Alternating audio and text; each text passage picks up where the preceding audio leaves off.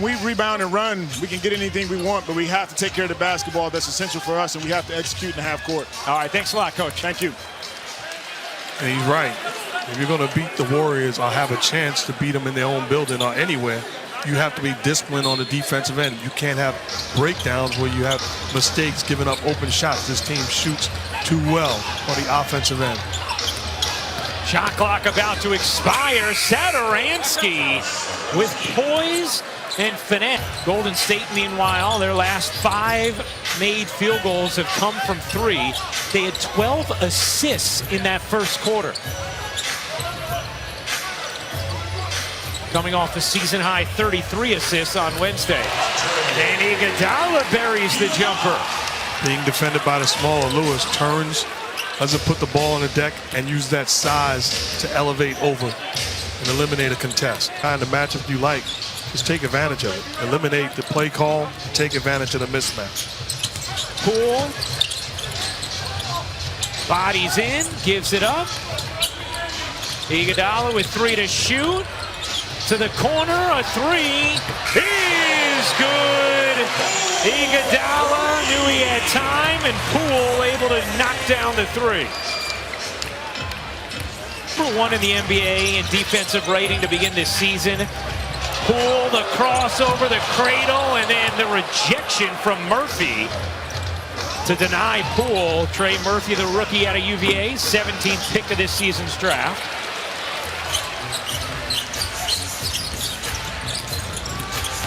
Anderson, with the two-hand flush. Juan Toscano-Anderson, guys who've stepped up and found their way as serious rotation pieces for your team.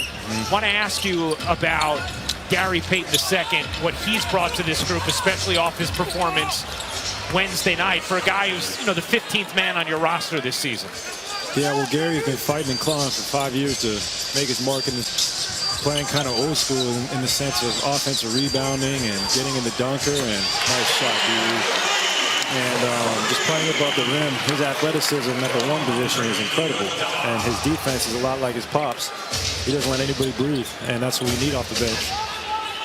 Watching you on the boat, watching you with Rocco is NBA and this again, so that's fine. I mean, I voiced my frustration. Now it's time for me to get back on the court and prove him why I should be on that list. And honestly, I think that was meant to happen. What a move.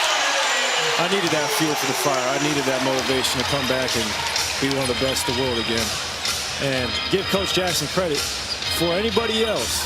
Anybody believe it. I mean, that couldn't have come more true, and it's kind of a testament to your ability to read the game. They called you crazy at the time. They still call me crazy for other reasons. I appreciate the love, man. Oh, no problem. Very prescient of you, Mark.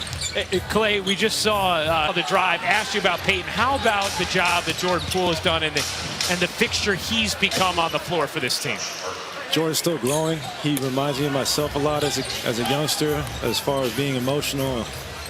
And that emotion is tied into his shot making, and I understand that.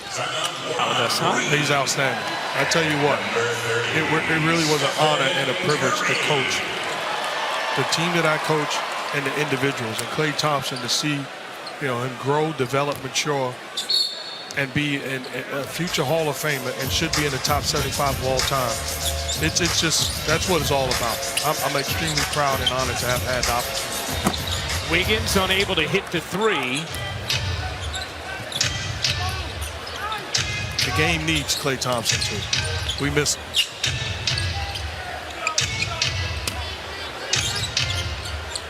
And the Pelicans need Zion, who we just saw on the bench, along with Brandon Ingram. Zion Williamson out with a fractured foot, still recovering, and he's going to have some more imaging the 3rd week of November. And then depending on how that goes, that'll direct his path moving forward. Porter off great movement, unable to hit from 3, and knocked out of bounds. Going to stay here with Golden State. I mean, Zion, when he's played, he's been absolutely terrific. Last year, his numbers were historic, but obviously he's missed a lot of games in his young NBA career. There's no question, in uniform and on the floor, his dominance, his presence makes everybody around him better. You got to deal with him and highlight him on preparing for games as an opposition. So they miss him and they need him. He's got to get healthy and he's got to get in tip-top shape. When he does, he's as good as it gets.